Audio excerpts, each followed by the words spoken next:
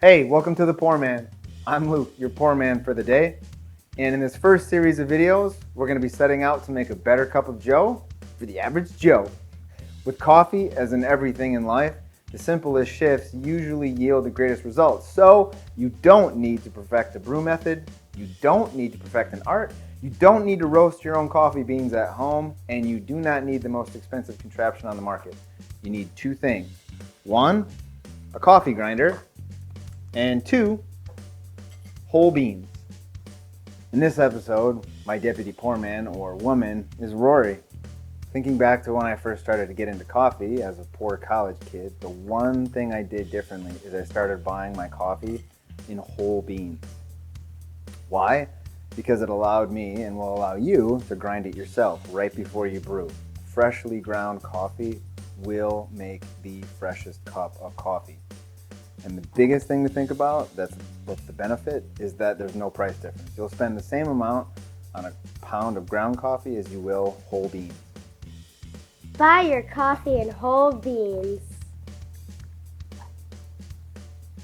When you finally get around to making the decision to buy your first grinder, there are a few things you need to take into account. The first thing is, do you want a blade grinder or do you want a burr grinder?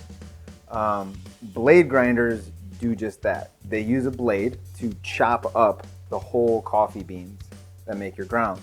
Burr grinders use two plates that crunch up the beans, and both have their pros and cons. Your blade grinder is going to be a lot more inexpensive. This one retails for about roughly 20 bucks. The drawback is the blades don't give a consistent grind, which means you'll have chunks, medium and large chunks in your coffee grounds that aren't contributing to your cup of coffee. Your burr grinder will be more consistent. That means more grounds will contribute to a better cup of coffee. However, they're a lot more expensive. The other thing you can consider is you can go with a manual burr option.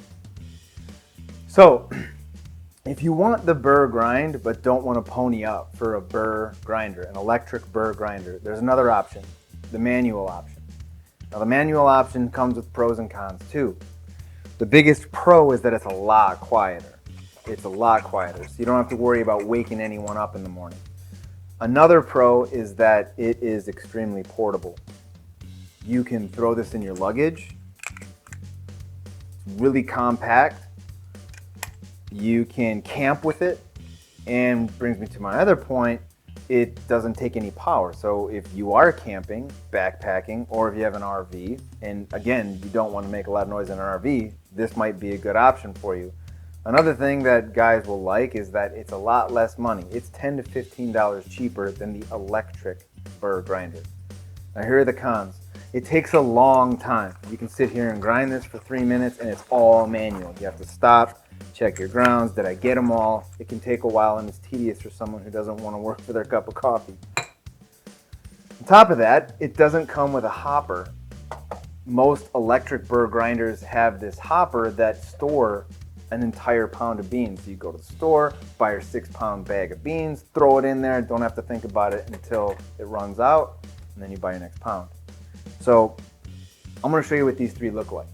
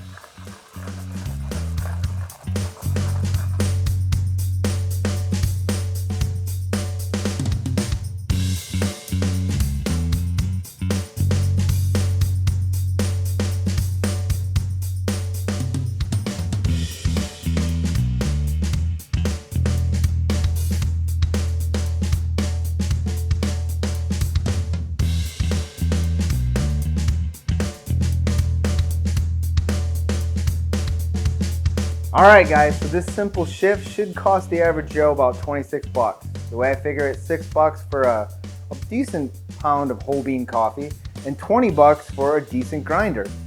This shift will make the most noticeable change in your coffee cup, guaranteed. And join us next time for the next Pour Man when we look at the French press. We'll go into light roast and dark roast and that brew method, the French press.